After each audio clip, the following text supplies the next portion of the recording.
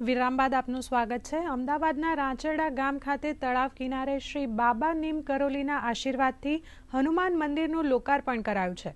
6 ફૂટ લાંબી અને 4 ફૂટ પહોળી 1.5 ટન જેટલા વજનની હનુમાનજીની વિશ્રામ કરતી મૂર્તિનું શાસ્ત્રોક્ત વિધિ અનુસાર સ્થાપન કરાયું છે।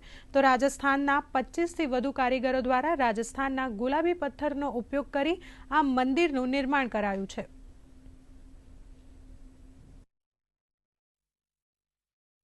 बाबा नीम करोली एक ऐसे संत थे जो कि ह्यूमैनिटी के लिए आए थे ज़मीन के ऊपर। उन्होंने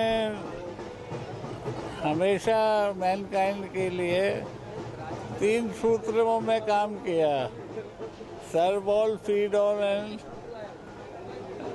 लव ऑल। सारा जीवन उन्होंने अपने भक्तों के साथ बिताया। उनमें गरीब से गरीब भी थे, अमीर से अमीर भी थे, पर वो प्रचार को बहुत डिस्करेज करते थे। तलावना किनारे ये राचेड़ा गाम है, त्या तलावना किनारे श्री संकटमोचन महावीर हनुमानजीનું ભવ્ય મંદિર સ્થાપિત કરેલ છે।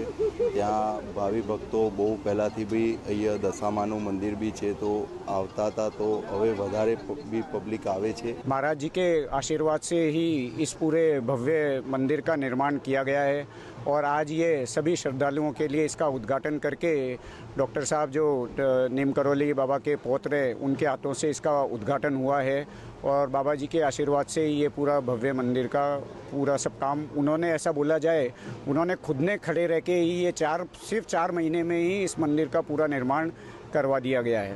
દશામા અને ગોગા મહારાજનું મંદિર લગભગ 37-38 વર્ષથી અહીંયા હતું અને હવે સુતેલા હનુમાન દાદા વિશ્રામ કરતા હનુમાન દાદાનું નવીન મંદિરનું નિર્માણ થયું।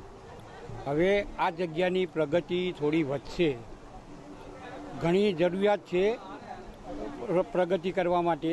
ગામ લોકો બધા ભેગા થઈ અને સહકાર આપીને જગ્યાનો સુધારો વધારો પણ કરશે। ગાંધીનગર સંત